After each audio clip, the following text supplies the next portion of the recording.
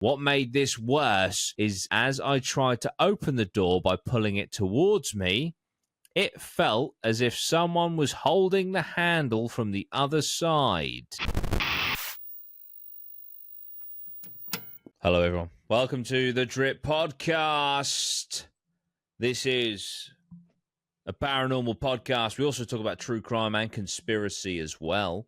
Today, we are doing one of my favorite type of episodes. We're doing your stories. So basically, we have an email address, dudeystories@gmail.com, which is linked down below.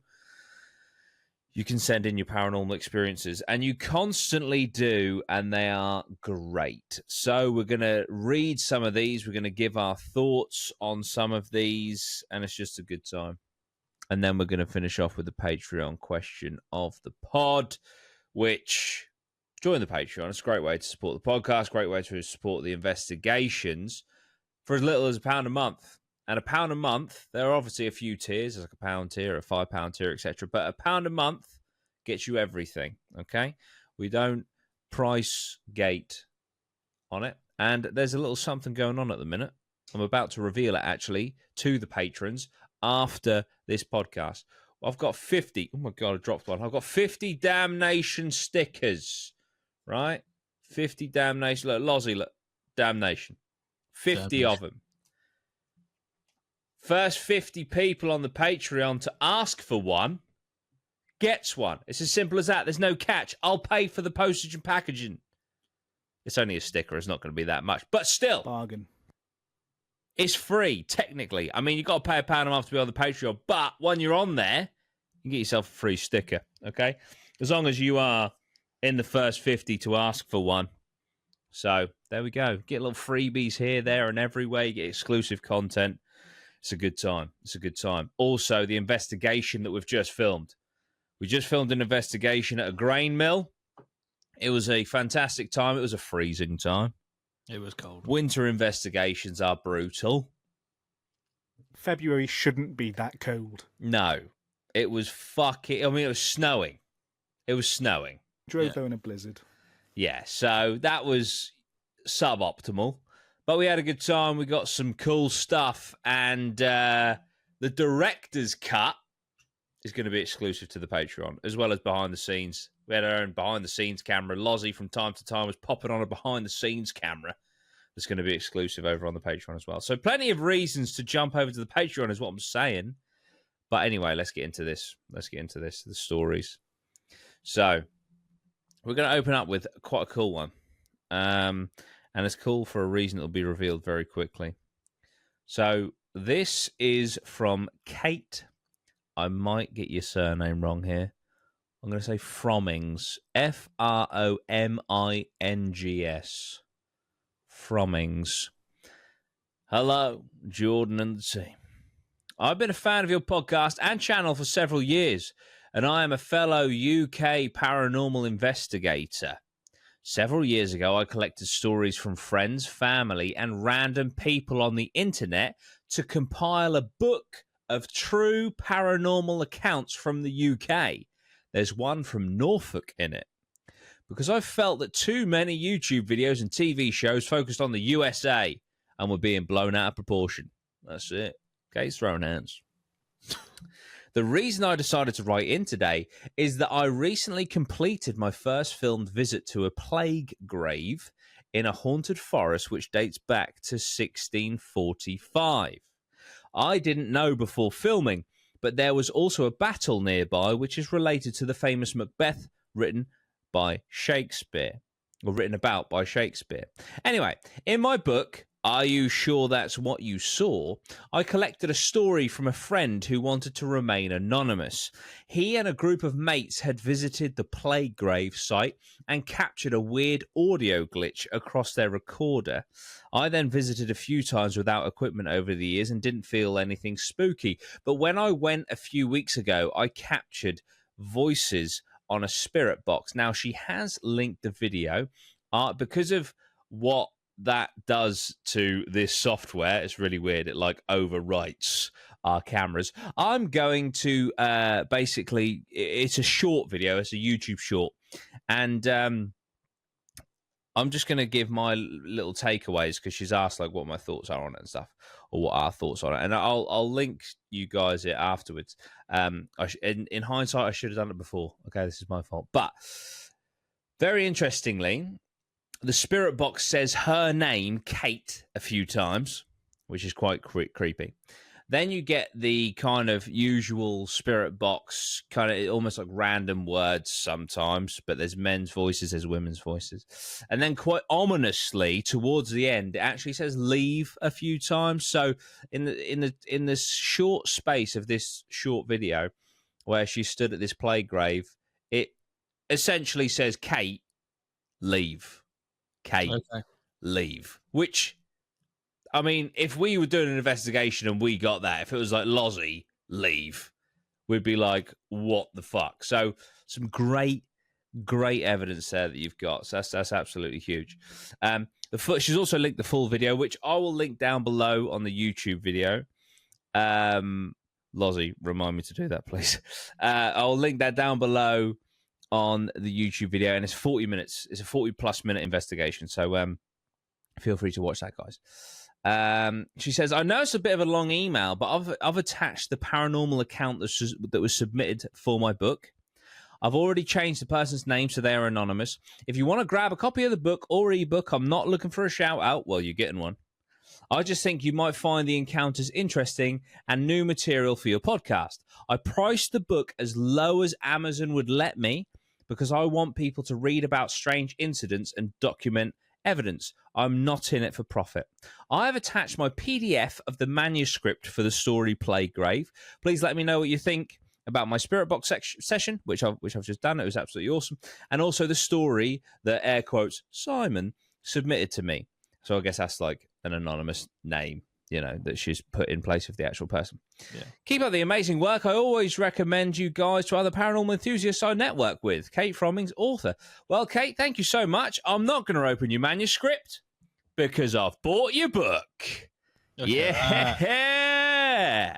I bought your book, and I have to say, it's actually pretty inspirational. I won't lie to you, like, because obviously we get emailed in like all these stories. And obviously, if we were to do something like this, we would have to go back and ask for their permission.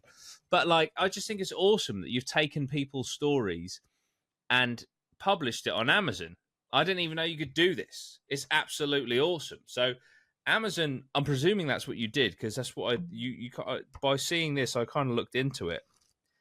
Amazon, yeah, printed in Great Britain by Amazon. Amazon can literally publish books for you. You just give them the material. Obviously, they'll take a cut. But you can set the price and stuff, which Kate did set at the lowest she possibly could. I mean, this cost me a couple of pounds, and it's a, you know, loads of different stories. So I'm not going to read your whole book because obviously I want people to go and buy it. That would be absolutely savage. Can you imagine? Right, so this episode is we're going to read the entirety of Are You Sure That's What You Saw? A collection of encounters with the paranormal. Cover to cover. Cover to cover in one go. No, but I am going to read The Plague Grave because obviously, Kate, you kindly sent me the manuscript, so I don't feel like I'm taking the piss. Right, so let's go to page 11 and read The Plague Grave. So this is a story from the grave that Kate visited and did that spirit box. Okay, so we went on a mini road trip. It was just me and a couple of friends. I was driving. We had heard that near De Villa Forest, there was another bit of woods closer to the river where there were a couple of big stones.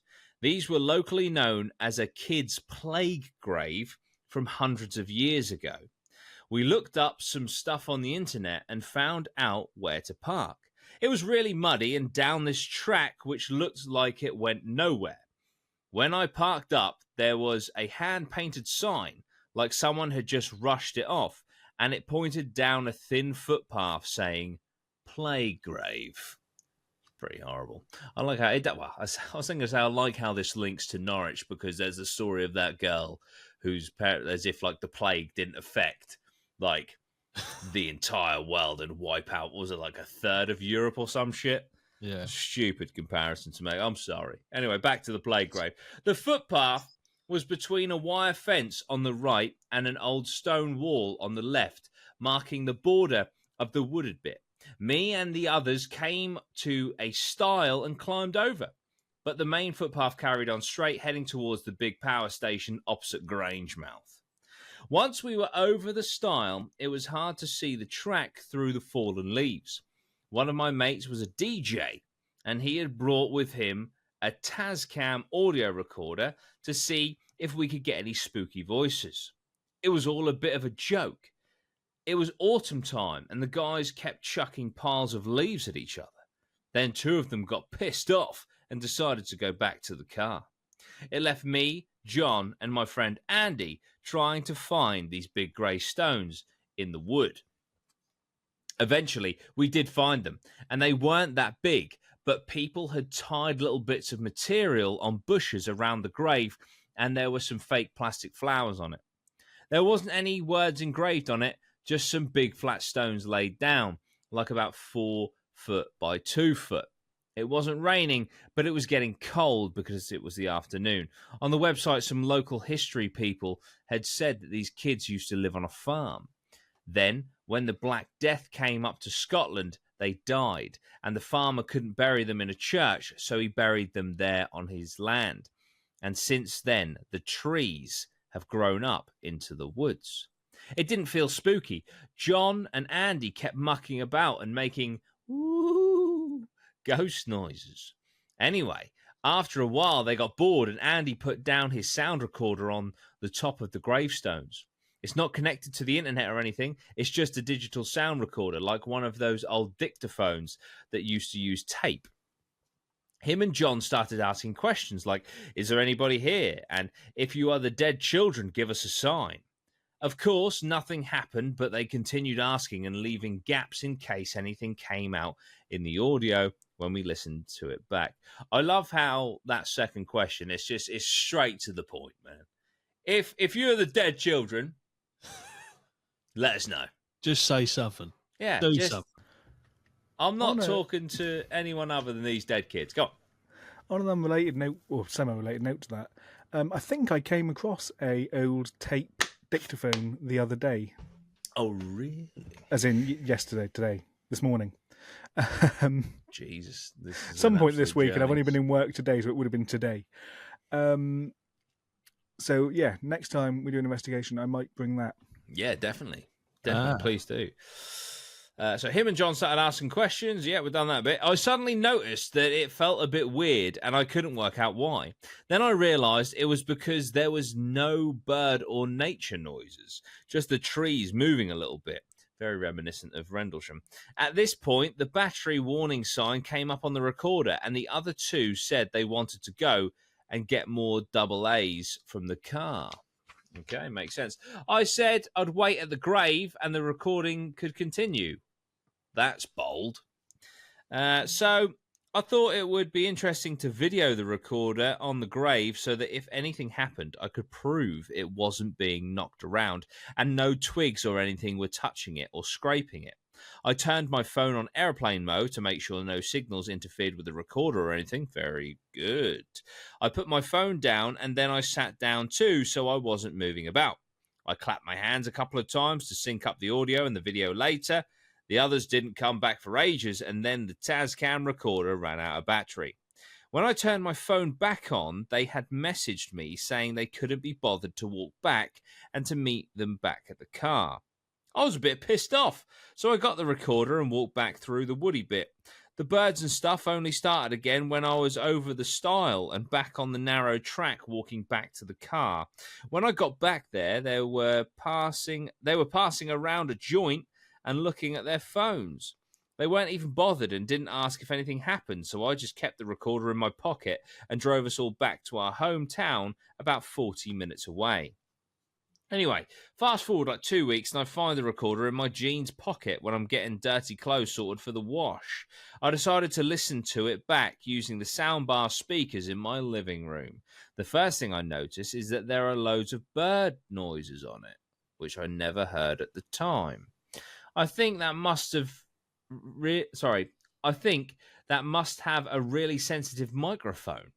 But when you hear John and Andy messing around and asking questions, they sound quiet, not like it was super amped up. So then I hear my claps and I think, oh yeah, I still have the video on my phone. I get my phone and sync up the video with the audio recorder. I'm looking at my phone screen, listening to the sound bar.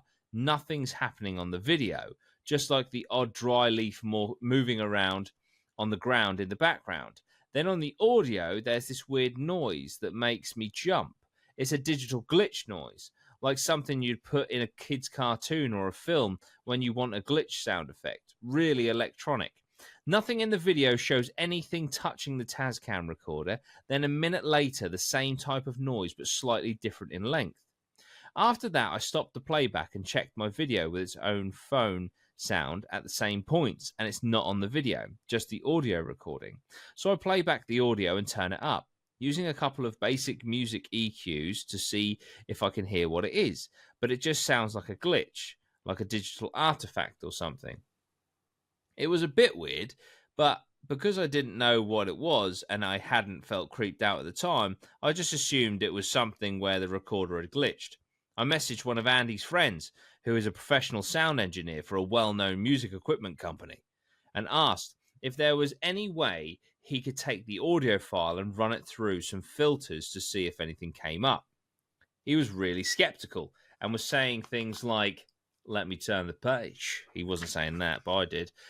Ghosts don't exist, and it will just be some bad soldering inside the recorder or a loose connection that caused it. Next time we met up, I gave him the SD card with the direct file on it, not expecting to hear anything back apart from getting laughed at. A couple of days after, I got a weird text message on my phone. It just said, "Do you want your SD card back?" So I was like, "Of course I do. It's 16 gig, lol. Did you manage to hear anything else, or were there just glitches?" Straight away, the audio guy replies, "I don't want to talk about it, mate."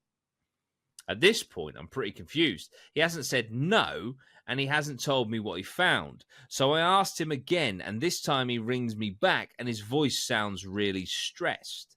He basically said that he messed around with the whole recording, running it through filters, compressors, and slowing it down and stuff. Then when it hit the two glitches, he knew straight away this wasn't normal digital artifacts on an MP3 or electronic interference. Obviously, I wanted to know what it was or what could have caused it. This guy, I swear down, he told me to leave it alone and that he never wants to hear that track again. I kept trying to joke, like, "It's only 15 minutes long, I'll pay you 20 quid. And the guy said I couldn't pay him 100 to listen to that again, and that he didn't even want the SD card in his studio. So, I honestly don't know what was on the recording, as I never got the SD card back. It ended up getting thrown away. All I know is that I didn't hear birds in the woods, but they showed up on the recording, and whatever was in those couple of seconds of glitches scared a 50-year-old man who doesn't believe in ghosts. GG. I'm annoyed Why are you annoyed? because they don't have the recording. Yeah. Yeah. That I wanna know SD what was on card it. could convince Loz that ghosts exist. Maybe. Could be the answer. That's it, and now it's lost. Maybe it was the voice of God himself, Maybe. the voice of the devil. Or maybe he just Maybe. couldn't be bothered to give it back. Yeah, maybe it was Yeah. just like, he's fucking wasted my time. No. Apparently he was So- creeped out. Sat at home going, "Oh, I needed the new 16 gig SD card." Mm. You don't want this back. Terrifying, mate. Yeah. No, apparently he was freaked out. So what could it have been? I mean, we have seen some weird electronic phenomena. We've seen some weird audio phenomena with 30 East Drive and Bailey's doubling voice, which was just really, really weird. But yeah, interesting, weird, spooky. I like that it had an external person, you know, a non-believer that was freaked out. But great book. Thank you so much. I mean, I bought it, but thank you for bringing it to my attention. And also thanks for, you know, putting it at the lowest price you possibly can so that it's, you know, accessible to more people. So there we go. Kate Frommings, are you sure that's what you saw? There we go. I also, obviously, you're a paranormal investigator, okay? And there are plenty of paranormal investigators out there. I don't care if you have a channel or not. I don't, if you do it for the love of it or if you do it for the views. I would love to have some paranormal investigators on as guests, just to be like, what evidence have you got? What's the weirdest thing that's happened to you on an investigation? So if you're a paranormal investigation team, please do reach out and let us know. dudeystories@gmail.com. Or, to be fair, if it's to be a guest, you can email my main email, which is dudeyrhino@gmail.com. We have actually had a paranormal duo from America reach out, and they would like to come on, which I'm in the process of organising. So that's pretty cool. Okay, let's do a short one.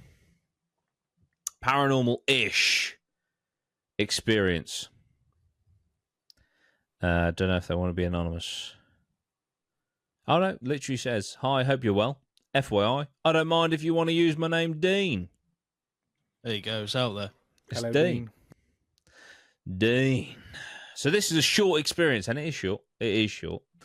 This is a short experience I may have had. I can't remember the date. I would like to say maybe 2015. What were you doing in 2015, Scott? I had March the 7th, 2015. What were you doing? I had finished school. Ah, Had I in 2015? Possibly not in March. surely. How old are you? 27? I finished school in 2010, Yeah. and I'm 30. I was definitely. I think I finished sixth form. You in finished 2015. school in 2013. I think I finished sixth form in 2015, That would make sense, yeah. and then because I started my job in 2016, and I had about a year off. So yeah, Nice. I would have just been finishing sixth form. Nice. Lozzie, what were you doing in 2015? Can you remember? Working at Tesco. Nice. Nice. That's it. Never forget the horse meat scandal. Never forget Findus lasagnas. That's it. There you go. Were you How working many? there during Because you that? worked on the fucking chiller aisle, didn't you? Mate, I was in the thick of it. Were you in the meat? I covered like ready meals, lasagnas. Oh, that was it. Yeah. Findus. I think the lasagnas in question were frozen, Yeah. but you did get a lot of questions. But, Like, you also got people saying like, "Oh yeah, you check the milk, might be horse milk." You know what I mean? Shut up. Fuck off. Yeah. So yeah. Get So out. That was a special time to be Yeah. alive, and even more special to be working in a supermarket. That's it. That is it. Right. So basically, me and my friend, we were extremely into paranormal stuff, and we found this abandoned mental hospital in the Aberdeenshire called Glenadee Hospital. That's it. That's it. That's the end of the story. No, it's not. Well, after doing a rough research on it, it apparently was haunted. So we decided to go just for more a look around. So we went in the daytime. Fair enough. To be fair, some abandoned places are just as fucking scary in the daytime. So when we went upstairs in the hospital, me being no fear, went on by myself and was in, I think, was a ward. As I went in a room, the door smashed shut. That's Jeez. creepy. That's creepy. I mean, could be a fire door. Just trying to think with logic. But if it's haunted, you never know. My friend claimed she never heard it, even though there was a loud bang and she wasn't too far away. And I do trust her not to lie. The windows, as far as I can see, were all sealed shut. So to me, there was no logical way why the door seemed to have just slammed shut. Like it might be nothing, but it might be something. Thanks for reading and keep up the awesome work. Thank you so much. Oh, and then he actually replied 25 minutes later. Hi, I was meant to add that unfortunately we did try to go back here to investigate properly. But it was burned down by some kids a few years later after we went. Can we do they do not that? burn down Yeah. fucking abandoned places, please? They're so fun to go in. Makes me sick. Fun. It's risky. It is. It's But it's risky also fun. Can be fun. That's it. But yeah, be careful if you do go in abandoned buildings. I thought you were going to say it got knocked down to be like redeveloped into something. I thought you were going to say it was turned into flats. Yeah. Yeah. 'Cause those are the two things that seem to happen to abandoned buildings. Yeah, especially mental asylums. They're like, Yeah. is there a morgue in that place? Bedroom. $3,000 a month. 2-bedroom. I'd live in a former abandoned mental asylum, to be fair. Jesus. That's it. Fair play. Thank you so much, Dean, for your story. Creepy. Very reminiscent of the RAF base me and Maya went to when that door inexplicably shut by itself. Very, very weird. Very, very spooky. And you just don't know. The other thing with abandoned buildings, it could just be some crackhead, slamming doors, which is arguably worse than a demon. So, depending on the grade of spice and bath salt. I'd argue that's pretty much always worse than demon. For sure. What we got here? I see what's going on here. We've had a few people do this. Hey, listen, I'm not complaining. I'm just observing. We've got someone will send in an email with a story, and then we'll read it, and then they'll reply to that email with more, which is awesome, but it is confusing initially because I'm clicking it, and then it's like, whoa, how is this a thread? But we love a thread. Thank you so much. We love repeat offenders. Weekender offenders. I don't know what the fuck. Thanks for coming back. What's going on here? I don't even know. I don't know. Please help me. Right. He's back. Hi, pal. Thank you for reading my story out on the podcast. Okay, I can see in the previous email you did say your name. So it's okay to say your name is Joe. Right. Here we go. Hi, pal. Thank you for reading out my story on the podcast. Got plenty more that I will send through. If you're ever in the Midlands area, there are 2 places I have lots of stories from. Lilshall Abbey, Telford. I have personally been touched here. My Mrs. Lozzie. Jesus. Enough. I was surprised. I didn't make any whimsical face. I was like, whoa. Touched. By a spirit. I've personally been touched here. My Mrs. best mate's kids wouldn't enter, figures, etc. So there's a few things happen. So he's been touched. His girlfriend's best mate's kids, goldfishes twice from... No, joking. His girlfriend's best friend's child wouldn't go in there. And there's been figures, which I'm guessing is like shadow figures and stuff. White Ladies Priory in Telford. Let's get over to Telford. 10-minute drive from Lilshall Abbey, so could do 2 investigations in one night. Personally, I've had a lot more activity here than Lilshall Abbey, but Lilshall Abbey is fucking huge with multiple areas and rooms. Sorry, is that an abandoned building? An abandoned abbey? It's an abandoned ruin, looking at it. Okay. Hey, we move. Whereas White Ladies Priory is a small building. At White Ladies, seen figures, and my friend got 3 scratch marks on his back. Got pictures. Seriously scary place. Sounds sick. They both sound sick. Where is Telford? In the Midlands, he said. So what's that? Where is that near? Like Birmingham or something? I'm zooming out. Hang on. You got a map next year. Yeah, but I don't know where it is to see on the map. Yes, it's near Birmingham. Yeah, that is true. You just Telford. Sorry, it's just here. You don't even look. You just point. It's like sorry. It is, comparing to Google Maps. So it's near Wales. There's Wolverhampton. Somewhere around there. There. There you go. Okay. Cool. You guys can see that. Yeah, no, vaguely. Yeah, roughly. Okay, fair play. Telford sounds like it's where it's at. Tellyfoot. Both of these are natural heritage sites, so can park on the side of the road and go in through a gate anytime, day or night. Perfect. If you Google, both info will come up. Both legit, free areas. I just know Telford will be hours away for you guys, but it's where I live, so I know it well. To be fair, mate, it is hours away, but 2 investigations in one. Oi, oi. But if you're ever up here, let me know, and I can show you other places, like an underground tunnel system. What? In the same area as those two, 3 in 1. That place is fucking creepy, and to find it, you need coordinates, etc. Proper weird.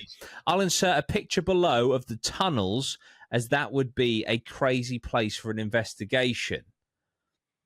Lozzie, I'm going to send you these pictures if you can pop them up on the page, on the screen, and I will send them to you guys right now via WhatsApp, so you can see them.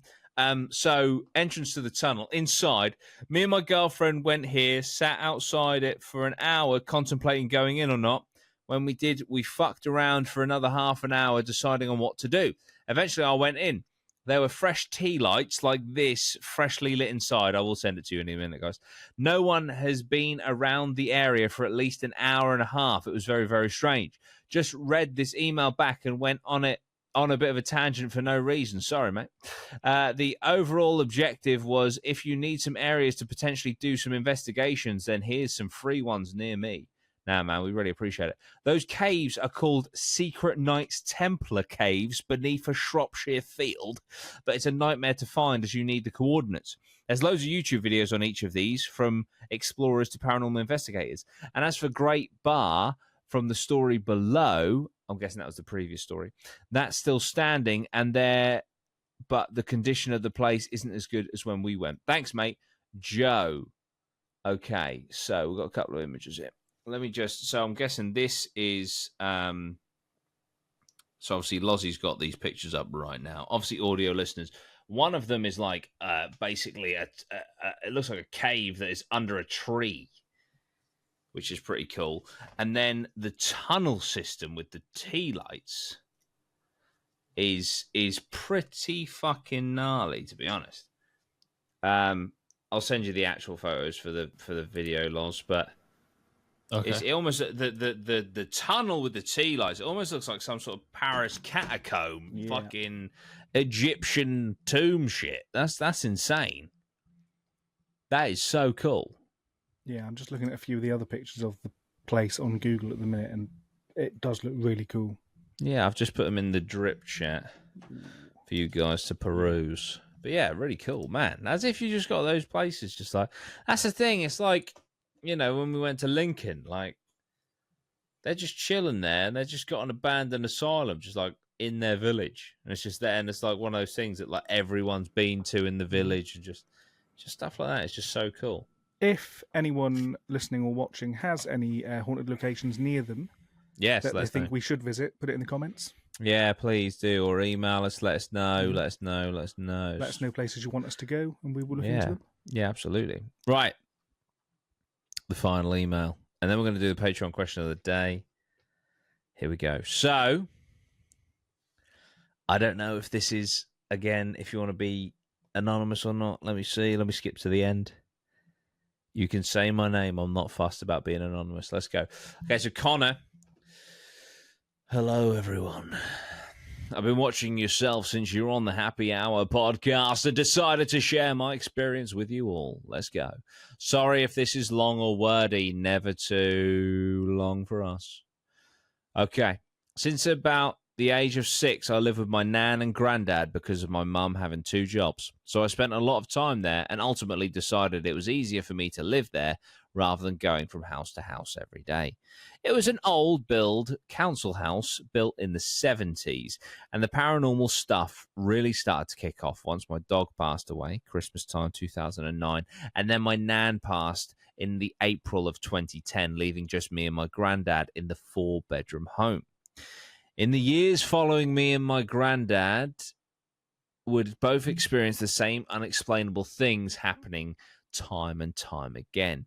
At about the age of 13 is when I would almost notice monthly the sound of something either falling or like a dog jumping off my granddad's bed when in the downstairs kitchen. Almost every time my granddad would be in the living room, and when going up and checking his bedroom, we would find nothing except the bed still freshly made from the morning, but for lack of a better word, an indent in the bedding as if someone or something had been sitting at the end of the bed. To put it into context, how long this has been happening, it started when I was 13 and carried on for 12 years, with me now being 25. Jesus. Other things that we both experienced were the kitchen door almost every time you were in there would close on its own. This seems innocent, maybe a draft from the back door or a window, but when I was 15, the council fitted new windows and doors throughout the whole house, and we mentioned to the carpenter how the kitchen door would close on its own. We stood and watched the carpenter replace the door and the hinges and watched how the door no longer closed on its own, and for a week all was well, until one night, some months later, I was making a sandwich, listening to music with headphones blaring whatever band I was into that week, and the door closed on its own. My brain immediately jumped to I must have closed it myself while in there to cope with the overwhelming fear I was feeling in that moment. What made this worse is as I tried to open the door by pulling it towards me, it felt as if someone was holding the handle from the other side. That ain't nice, is it? That's not nice. That's right. Yeah. Come on. Yeah. This is going to sound insane, and I hope it gives you a laugh. In that moment, my only option was to phone my granddad's mobile upstairs so he could come down to me in the kitchen. He came down, opened the door as normal, and questioned why I phoned him to come down. After telling him the story, he went white. He then explained to me that he was waiting for me to come upstairs so he could have a go at me for slamming the kitchen door so hard. Obviously, after he heard my story, he just couldn't explain it. From the moment on, we would still hear the bang from upstairs while downstairs, and the door would close on its own, but it never stayed shut, as if it was someone holding it. Maybe whatever was in the house was trying to prove a point that night when I was shut in the kitchen. My nan would always tell me to turn my music down, and maybe this was her trying to make a point about it being so loud in my headphones. Maybe that's just me searching for answers that neither me or my granddad could provide. Other members of the family would experience the loud bang and the kitchen door closing on its own, and we would all say to each other, "I was just the dog jumping off the bed," or "I was just the dog jumping up the kitchen door," as a way for us to cope with it in a funny way. Sadly, in February of 2024, my granddad passed away in my arms at home, with my last words being to him, "If there is something else, tell that dog to stop messing about." That's very sad. I'm very sorry to hear that, dude. Sadly, we lost the family home as I was a grandchild and the house couldn't pass to me. But on the final day of us packing up family belongings and taking in one last look at the house that had been lived in by my family from the 80s until 2024, one last thing happened. My mum and her brother's partner were packing up in the kitchen and they heard a noise as if my late granddad had gotten out of bed, then footsteps like he walked along the room, which was shortly followed by the bang we had all heard for years. They both came into the living room shaking and explained what had happened, and we put it down to he was finally with his dog and taking it for a walk. That's very sweet.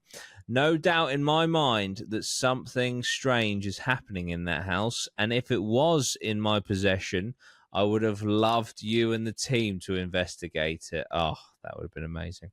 Once again, sorry this was a long one. Never apologize for that. I left out a story, so let me know if you'd like to hear it. Absolutely, please email it in. Just want to say I love the content you and the guys make. You come across as really genuine people, and I found comfort in your videos and pods in a pretty shit year, so thank you. We're so happy to help. I look forward to when you finally make it to Cannock Chase, which is a 40-minute drive from me, so it'll be interesting to see what you find. Also, while you're in the area, you should look up the Station Hotel in Dudley. They did a Most Haunted episode on it. Okay, can we note that down? Because we could, because Cannock Chase isn't close, we could do Cannock Chase and then stay in Station Hotel in Dudley. That'd be cool. Just for looking at the map, Cannock Chase, Telford, and Dudley are all within about half an hour of each other. Perfect. Let's do a fucking most haunted. Well, not most haunted. Do a week. Drip haunted road trip. So this obviously came in after the Christmas pod when we were doing the T-shirt giveaway, which has the winner has already received their T-shirt. But favourite part of the Christmas pod had to be the gag Maya kept making about it could be the sponsor for a small price of. All the best, guys, from Connor. You can say my name. I'm not fussed about being anonymous. Thank you so much, Connor. We really do appreciate it, dude. Thank you. Yeah, thank you for the suggestions as well. Epic email. Thank you, mate. So, there we go. That's been the emails this week. If you want to be featured on the show, you just got to send us an email. DudeyStories@gmail.com. That's DudeyStories@gmail.com. Right. Question from the patrons. If you want to ask a patron, well, you can join the Patreon and join the chat. There is a group chat with all the patrons in it where we chat. But anyway, that was a fuck up, which I turned into a tangent. If you want to ask a question, become a patron. Here we go. So, I think this would be quite interesting because I think we're all going to give different answers. My question. This is from Kaylee. What are your honest thoughts about TV shows such as Ghost Adventures, Destination Fear, Most Haunted, etc.? I will kick us off.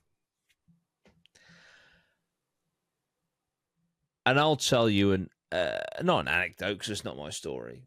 I guess you can. Is it an anecdote if you tell someone else's story? You're telling their anecdote. Yeah, you can say it's their anecdotals.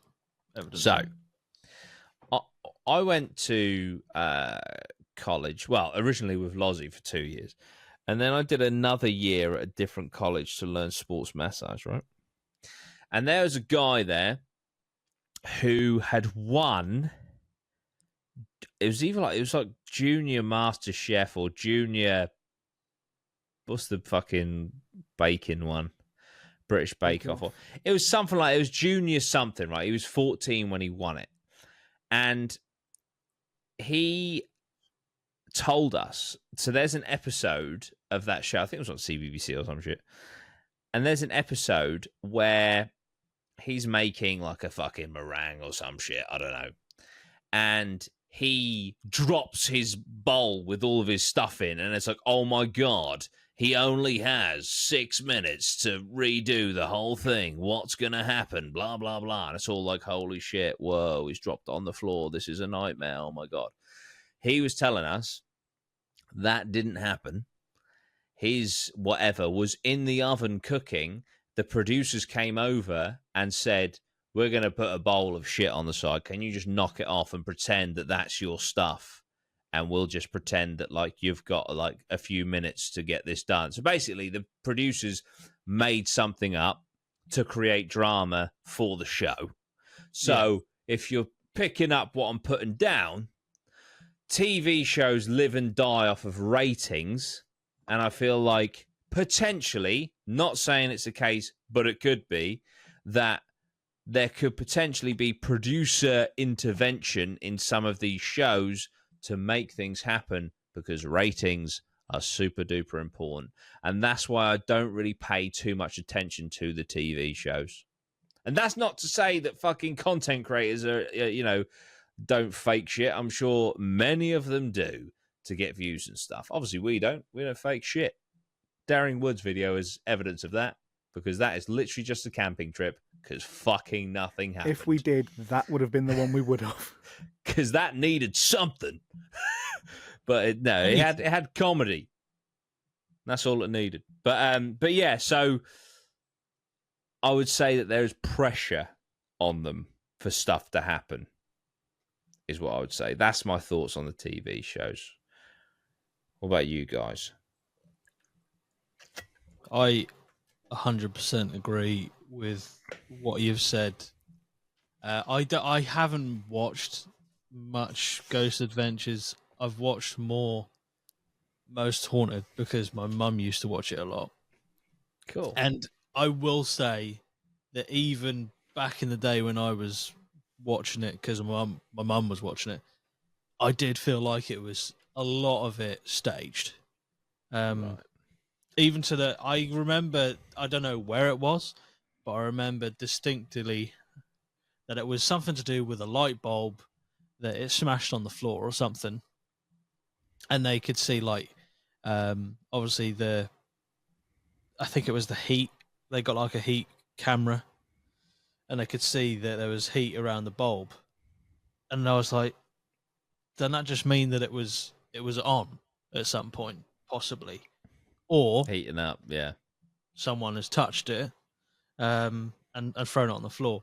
But it just seems like these TV shows are so out there and so extreme to the point of they have to get some sort of evidence. They have to get some sort of documented. Oh, like I've been pushed down the stairs, famously, Most Haunted. So I personally don't really think they're a great source of evidence, and I don't really believe much of what they put down. And that goes exactly the same for what Jordan said. I'm sure there are creators out there, which I will be the first to say, I don't watch a lot of people who do paranormal like investigations other than our own stuff. Same, to be fair. But I just know there are content creators out there that will do even more extreme stuff or produce just completely ridiculous evidence to get people's eyeballs and be like, oh, okay, this is the attention grabbing bit now. So yeah, that's my opinion of Ghost Adventures and Most Haunted. Fair. That is, fair. I mean, on the content creator point, I think the fact that it's not produced for TV is both a hindrance and a benefit, because obviously it means you can do a lot more, but it also means there's nobody there to stop people doing a lot more. Yeah. In a lot of cases, things that people push way too far and that are clearly, overproduced and faked or over dramatized in a lot of like content cases. Like when you see a Nuke's top 5 and you just got like some dude in his garage and a portal opens up on his ceiling and it's like literally, and then Nuke's like, did you see it? It's like, what, the fucking 4p CGI fucking portal on the ceiling? No, I missed it. With the green screen still around the edge. Just still fucking feathered. Sorry, man, I missed that bit. I'm glad you're now about to repeat it and point it out and put a fucking red circle around it for me. But yeah, on the TV show front, I think a lot of them start off a lot more genuine than they end up. So I think the early sort of season or two of like Ghost a politician. They join politics to change the world, but you swim in shit and you fucking sit with snakes. There's only one way to survive the pit. That's actually a very good analogy, because like Ghost Adventures, I think the first 3 seasons, when they were literally documentary makers, were very solid. The problem is, after 3 seasons of nothing really happening, the network goes, you're not entertaining, you put the same thing out, and suddenly Zach Bacon starts running around punching people because he's possessed. Yeah. And his cameraman farts and it's like, oh, it was a demon growl. Like, yeah, you just shat your pants. And then, so a lot of shows have done that. I think Most Haunted's one of the ones where they got very popular at a time where there wasn't a lot of other ghost stuff around. I mean, Yvette previously hosted Blue Peter prior to that. And they're another one where I think they had to make themselves relevant that's for true. a long time. Have to say it though, Yvette Field, and friend of the pod, friend of the channel. Yeah, I've seen her live on stage. Yeah. Great time. She interviewed me. It was a nice chat. She's one that I think has gone back around to being more genuine again now, to be fair. Since they lost their TV deal and they now upload their new Most Haunted stuff straight onto YouTube, they've not got the pressure of the network needing to Yeah. keep them relevant to get onto. They're not competing with, Ghost Adventures to get time on the Travel Channel or whatever now. Yeah. So they're kind of, their later investigations are literally, they send Stu into a random building on his own with a camera and that's it. Yeah, and it's And we love literally Stu. just a fucking night vision camera for 55 minutes, just like... And it's just Stu going, any ghosts here? That's not what he sounds like, fuck me. No. I don't know what I just did. Stewie. Shout out to Stu. We love Stu. We do. But yeah, I think a lot of them, do you not know who Stu is, Loz? I think I do. Is he like Lovely, really tall? old man. No, he's a a bald bald bloke. man. He lost all his hair in the ancient Ramin from alopecia from the stress of being pushed over by a demon. Right. Okay. Yeah, I that's Stu. forgot that. Yeah. Friend of the channel. Not Yeah. really. Stress should be. alopecia. It exists. It does. That's the real demon. Yeah. Friend of a channel. Exactly. Cousin of a friend. Cousin of a friend of the channel, true. Yvette Fielding's cousin. Stu, if you want to come on the podcast, reach out. Anytime. Without a doubt. Yeah. But yeah, I think, a lot of them are dodgy, like we've said. A lot of them they're trying to do things to stay relevant to get into the 25th season of their show on the various network. Just dropped the nuke. No, I'm joking. Ghost Adventure, I think, is now reaching its 30th season. Wow. What? Which is, yeah. And no one will even give us one.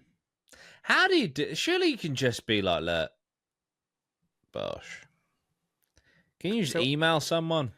You can reach out. The problem is, I think Ghost Adventures I think Zach Bagans generally has killed off the paranormal TV because there's so much of it now.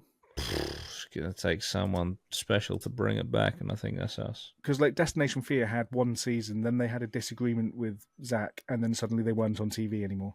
Yeah, and they did a fucking $250,000 GoFundMe, and now they're fucking balling out. Now they're traveling around the world doing a documentary series. Isn't it? Which is quite good. Yeah. But yeah, so TV shows, I enjoy watching them, as you will have seen on my many Twitch streams. Yeah. However, I don't know if I genuinely buy a lot of them most of the time. Fair play. Fair play. Well, Kaylee, I would consider your question answered. Bosh. That's it for us this week. Thank you so much for joining us. I really appreciate it. I always love these episodes. They're always great. So keep your emails coming, okay? And we'll keep reading them because they're great. All right. Well, thank you, everyone. Check out the Patreon. Get yourself a free sticker. It makes sense. And we'll be back. We'll be back with an investigation very soon.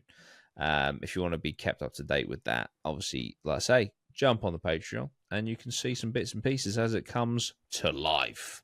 But yeah, thank you, everyone. We'll see you next week for another podcast. Goodbye. Drip, drop out. Yes.